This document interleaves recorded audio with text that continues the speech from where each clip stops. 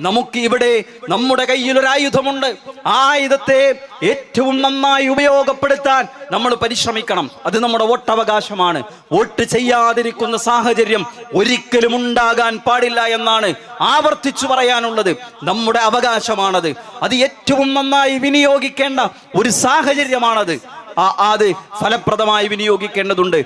രാജ്യത്തെ ആളുകളെ മനസ്സുകൾ അകറ്റി വിള്ളലുണ്ടാക്കി ധ്രുവീകരണങ്ങളിലേക്ക് കൊണ്ടുപോയി നാം ഇതുവരെ അനുഭവിച്ചിരുന്ന ആസ്വദിച്ചിരുന്ന എല്ലാവിധ സ്വാതന്ത്ര്യങ്ങളും അവകാശങ്ങളും എടുത്തു കളയാൻ പോകുന്ന ഒരു സാഹചര്യത്തിലേക്ക് നമ്മൾ നടന്നെടുക്കുമ്പോൾ ഇവിടെ എല്ലാ ആളുകളുടെയും വിശ്വാസ സ്വാതന്ത്ര്യത്തെ സംരക്ഷിച്ചു പോരുന്ന മതേതര സംവിധാനങ്ങളെ, ആശയങ്ങളെ ഉയർത്തിപ്പിടിക്കുന്ന അത്തരം ആളുകൾ രാജ്യത്തിന്റെ അധികാര രംഗത്ത് കടന്നു വരുന്ന ആ നിലക്ക് നമ്മുടെ ഇലക്ഷൻ സംവിധാനത്തിൽ ക്രിയാത്മകമായി നമ്മുടെ ഓരോരുത്തരുടെയും ഇടപെടലുകൾ ഉണ്ടാവണം. ആ ദിവസങ്ങൾ ഏപ്രിൽ 26 വെള്ളിയാഴ്ചയാണ്. അന്നേ ദിവസം ജുമഅയുള്ള ദിവസമാണ്. അതിന്റെ പേരിൽ നമ്മുടെ വോട്ട് നഷ്ടപ്പെടാതിരിക്കാൻ ജുമഅ നിർവഹിക്കപ്പെടണം. ഇലക്ഷൻ ഡ്യൂട്ടിയുള്ള ആളുകളെ സംബന്ധിച്ചിടത്തോളം സ്വാഭാവികമായും ഒരു രാജ്യത്തിനകത്ത് രാജ്യം നിർബന്ധപൂർവ്വം ഒരു ഉത്തരവാദിത്വം ഏൽപ്പിക്കുമ്പോൾ ജുമഅയിൽ ഇളവുണ്ടാവുക എന്നുള്ളത് സ്വാഭാവികമായിരിക്കും. അതുകൊണ്ട് തന്നെ അവർ അവരുടെ ഡ്യൂട്ടികൾ നിർവഹിക്കുകയും